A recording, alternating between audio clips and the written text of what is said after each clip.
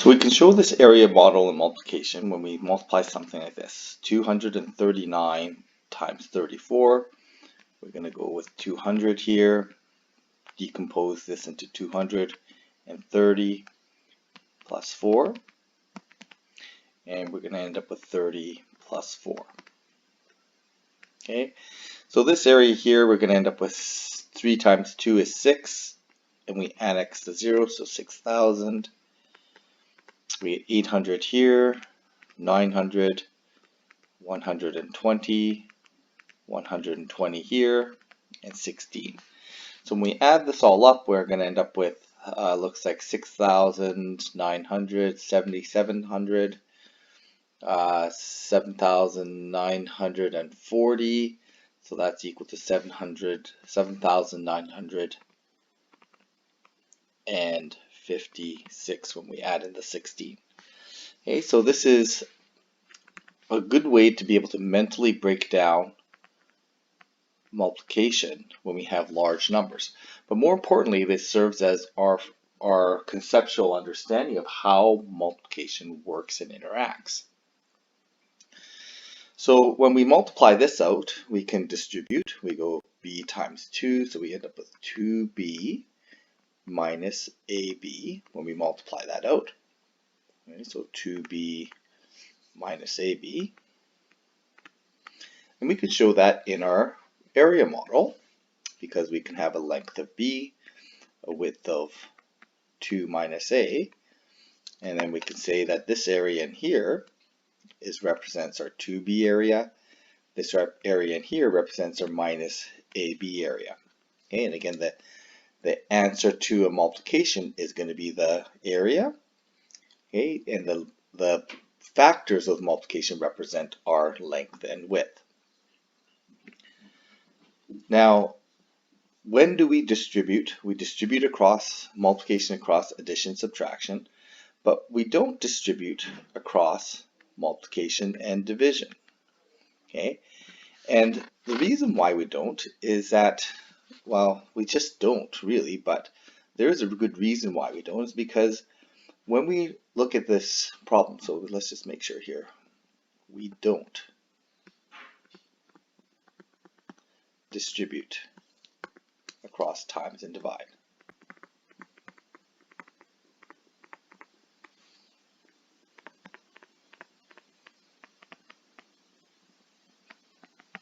Okay, and we don't do that, and the reason why is because if you think of the multiplying three things together, we're really talking about volume.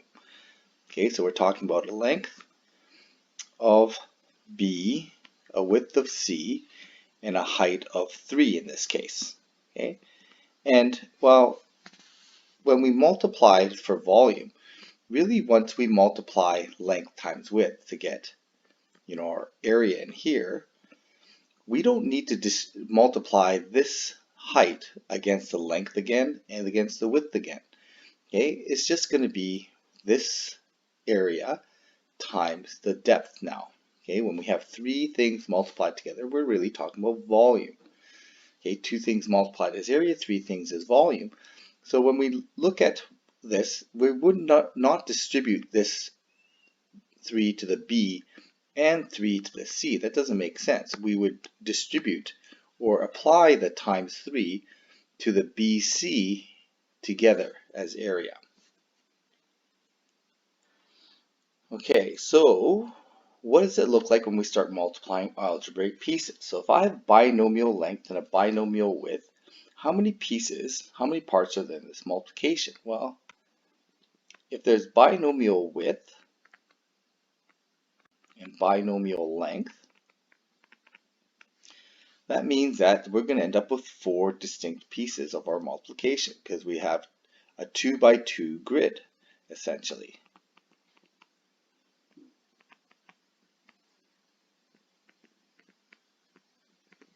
Okay, so this is going to give us 4 area parts. And we can see that very clearly when we draw that grid out.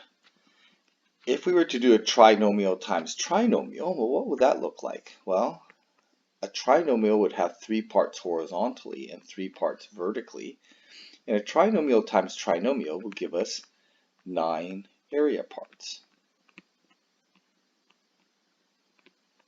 And then really, if we understand this idea of area as our product of our multiplication, we can draw this up, but really we can see that 7 terms by 5 terms really is just going to give us 7 terms along the horizontal and 5 terms along the vertical, or vice versa, and we should have 35 area parts. Okay, if we have 28 by 40 terms, well, we're going to have 28 times 40. What is 28 times 40? It's going to give me 112 or 1,120 different distinct area parts. Okay, because we'll have 20 parts along the vertical, 40 parts along the horizontal, and that's going to give us a total of 1,120 area parts. Okay, so this idea of proportionality, we really want to use, be able to make sure we understand this, that this just times and divide relationship. So we can go from this to this by dividing by 3. So there is this divide by 3 factor we could use to make that into 3 to 4. 3 over 12 equals 1 over 4. Okay, and we can share this common factor of 3, so we can eliminate that common factor of 3 if we like, if we want to think of it as simplifying a fraction as well. When we have a fraction that can't be simplified, but we still want to have the same proportion, well, nothing changes. We still want to have this proportionality. Okay, there's still a times and divide piece involved here. So if I'm going to go from 22 to 5, well, I'm dividing by 4.4. Okay, so if I do 20, I could do 5 divided by 22 as well. That gives me an awkward number, so I'm going to use the 22 divided by 5. Now I'm going to divide by that factor of 4.4. And when I do that, I'm going to end up with 3 divided by 4.4, and that gives me the term 0. Approximately, and just rounding this, 0.68. But even though this is not a nice number, they're not factors or anything like this, when we talk about proportionality, it's still times and divide, although it may not work out to be a nice number, that proportionality still exists. Okay, and we also have the vertical proportionality too, if you want to use that. So here, going from here to here, there's still this proportionality. Now, even though there's a variable, that just becomes part of my factor. If I multiply by 8a, and again, if I want to find a multiplier, I just divide. 40a divided by 5 gives me my multiplier of 8a. Well, that's what I'm going to use down here. I'm going to times by 8a. So this is going to be 6 over 5 is equivalent to 40a over 48a. Now, we have to be careful. Once we start adding these plus pieces, it's really important to make sure that you understand that these plus pieces are not part of our proportion. Okay? We have to think of this. We can't think of these individually as 5 and 10. We have to think of this as one factor of 15. Now, because if we think of it as just 15, we can just do times by 3. Okay? Now, and that's going to be the easiest way to do it. Let's go times by 3, and that gives us 9. But there's also this other kind of relationship here, which helps us deal with these algebraic pieces. So we want to understand how these pieces behave with each other. I can have a times 1 here and a times 2 here. So if I want to have 2 parts to here, I can use the same times 1 and times 2 to get the same 9. Okay, so this was going to be 9 when we put it all together. And again, if I do it in pieces, I still get the 9. And this allows us to start understanding how these pieces interact with each other. This is our distribution here. Okay, but again, it's a times divide relationship. And these pluses really have to be careful when we talk about mixing these these concepts of proportionality and adding. Okay, they don't really work very nicely in this.